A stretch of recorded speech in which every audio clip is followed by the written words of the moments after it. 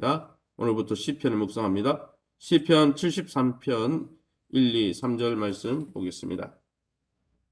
시편 73편 1, 2, 3절입니다. 저와 여러분이 한 절씩 교독합니다. 하나님이 참으로 이스라엘 중 마음이 정결한 자에게 선을 행하시나 나는 거의 넘어질 뻔하였고 나의 걸음이 미끄러질 뻔하였으니 같이 읽습니다. 이는 내가 악인의 형통함을 보고 오만한 자를 질투하였음이로다. 아멘. 오늘 시편 73편의 말씀 가지고 1절에서 15절까지 말씀 가지고 사라질 악의 번영이라는 제목으로 함께 말씀을 나누기 원합니다. 세상에서는 불의를 행했어라도 성공만 하면 된다는 생각이 팽배한 곳이 바로 이 세상입니다. 뭘 어떻게 하든 죽이 되든 밥이든 성공만 하면 된다는 것이죠.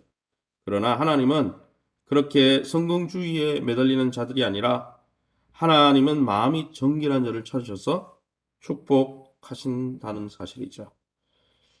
오늘 그러면 이 본문을 통해서 우리가 믿고 의지하는 하나님은 어떤 분이십니까? 1, 2, 3절에 나오는 대로 마음이 정결한 자에게 선을 행하신다 했습니다. 1절에 하나님이 참으로 이스라엘 중 마음이 정결한 자에게 선을 행하시나. 시인은 하나님에 대한 믿음의 고백으로 이 시를 시작합니다. 이 정결하다라는 히브리어는 분리되다, 구별되다라는 의미입니다. 즉 죄로부터 구별되고 분리되어 하나님을 경외하고 두려워한다라는 것이 바로 정결하다라는 뜻입니다. 마음의 정결을 유지하려면 우리는 늘 하나님의 말씀을 가까이 해야 합니다. 청년이 무엇으로 자신의 마음과 육체를 정결케 할 수 있냐 했습니까? 시편 119편에 주의 말씀으로 가능하다 했죠. 물론 강포를 행함으로써 잠깐 동안 소득이 늘어나며 형통할지 모릅니다. 세상에 불의한 방식으로 살면 세상적으로 성공할지 모릅니다. 하지만 하나님을 떠나 죄 가운데 거하며 정결치 못하는 자들에게는 진정한 번영, 참 축복이 있을 수 없다라는 것이죠. 하나님께서 그들을 곧 심판하시기 때문입니다. 이러한 사실을 알고 있음에도 불구하고 시인은 악인의 형통함을 보고 거의 실족할 뻔했다라고 고백합니다. 사랑하는 성도 여러분, 세상의 불의와 부조리와 악인들이 흥황하는 것을 보고 실망만 하고 있지 않습니까? 분명한 것 하나는 궁극적으로 참으로 성공하고 참으로 형통한 자는 시간이 지날수록 하나님 앞에 정결한 자, 그들을 하나님이 축복하신다는 것이죠. 그 사실을 믿고 이 땅 위에 정말 불의한 자들의 성공 때문에 마음이 상하지 않기를 예수님 이름으로 축원합니다. 그럼 오늘 본문을 통해서 우리가 깨닫고 적용해야 될 것이 무엇입니까? 오늘 성경의 시편 73편에 4절에서 7절에 나오는 대로 세상에 악을 행하는 자들도 외적으로 내적으로 형통할 수 있다는 것이죠. 오히려 악인들이 고난 없이 더 잘 지내는 것처럼 보입니다. 하나님 믿지 않고 세상의 방법대로 사는데 더 잘 되는 사람들이 많아 보입니다. 그것이 이 세상이죠. 그러나 세상과 타협해서 잠깐 동안 쾌락을 누리고 영원한 심판을 받을 것인지, 아니면 하나님께 순종하면서 잠깐 동안 고난을 받고 영원한 복을 누릴 것인지 우리는 잘 선택하고 생각해야 한다는 것이죠.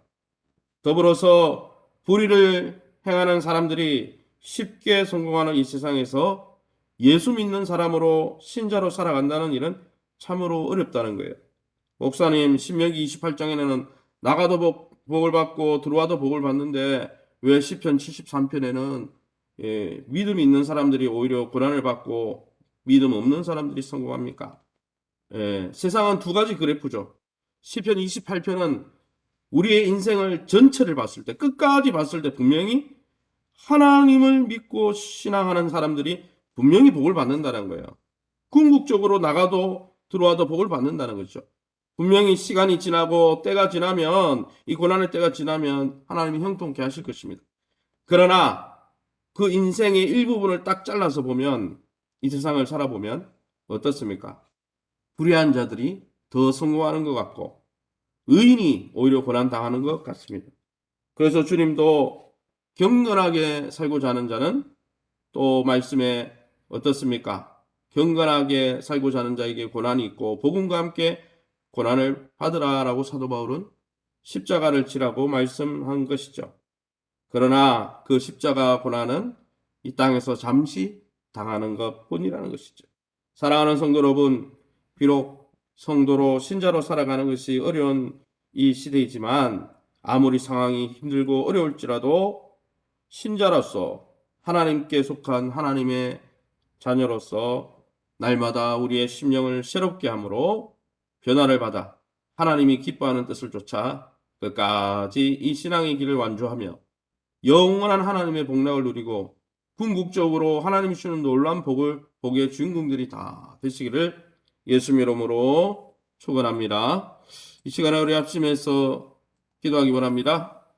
불의로 이득을 취하는 자들을 우리가 부러워하지 않고 탐심에 빠져 하나님을 의지하는 자리를 떠나지 않도록 또 오히려 이러한 세상 가운데 하나님의 돌보심과 일하심을 신뢰하는 믿음 가운데 굳게 거할 수 있게 해달라고 2022년 주님 품속에 거하며 회복되어지고 변화되어지는 복된 우리 교회와 성도가 될 수 있도록 이번 주일 현장 예배 회복 주일과 또 오후에 있는 교사 목자 헌신 예배 또 위에서 멀리서 저기 경산에서 오시는 윤영걸 강사님을 위해서 2022년 대선과 이 나라 미래를 놓고 우리 합심해서 동성으로 기도합니다. 주여 하나님 아버지 은혜 감사합니다. 하나님의 놀라운 은혜 가운데 이서벽에도 주의 보좌 앞에 우리를 인도해주시니 감사합니다. 하나님 불의로 이득을 취하는 자들이 성공하고 그들이 앞서가는 이러한 현실 가운데서 우리가 우리의 아버지 삶의 환경이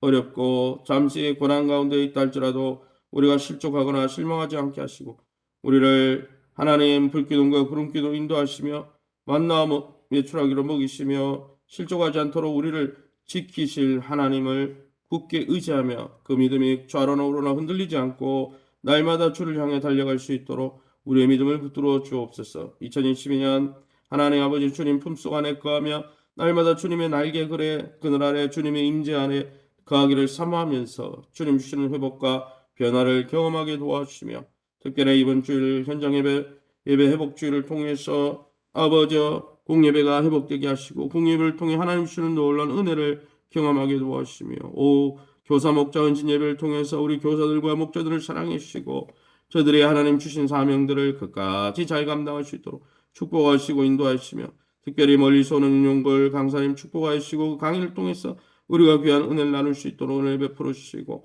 2020년 대선을 놓고 있습니다. 하나님 우리에게 분별력을 허락하여 주시고 참으로 자유민주주의와 복음의 원리에 합당한 하나님 나라에 합당한 사람 할아버지 분별해서 잘 채워가게 도와주시고 이 나라를 국리하게 주셔서 총체적인 위기 가운데 건져주시고 새롭게 하여 주시옵소서. 이 새벽에 주의 보좌 앞에 나와 기도하는 성도님들 하나님께서 믿음 가운데 거할 수 있도록 굳게 붙들어 주시고 약속의 말씀 붙들고 믿음 가운데 가다가 하나님의 놀라운 선하심과 인자하심을 경험하게 도와 주시옵소서. 감사하며 예수 이름으로 기도합니다. 아멘. 하늘에 계신 우리 아버지여 이름이 거룩히 여김을 받으시오며 나라의 임하옵시며 뜻이 하늘에서 이룬 것 같이 땅에서도 이루어지이다. 오늘날 우리에게 일용할 양식을 주옵시고 우리가 우리에게 죄 진 자를 사하여 준 것 같이 우리 죄를 사하여 주옵시고 우리를 시험에 들게 하지 마옵시고 다만 악에서 구하옵소서. 대개 나라와 군세 영광이 아버지께 영원히 있사옵나이다. 아멘. 오늘은 8시 30분에 금요 성령 예배가 있습니다. 기도로 한 주간을 잘 마무리하고 새로운 한 주간 하나님 은혜를 달라고 기도할 수 있는 기도로 승리할 수 있는 저와 여러분 되길 원합니다. 교회 환우들을 위해서 오미크론이 확산되고 있지만 하나님께서 지켜주시고 혹여라도 오미크론 또 코로나 가운데 어려움을 겪고 있는 성도들 치유하여 주시고 회복시켜 달라고 저와 여러분 가정을 위해서 또 여러분 자신과 교회를 위해서 자유롭게 기도하시고 돌아가시기 바랍니다.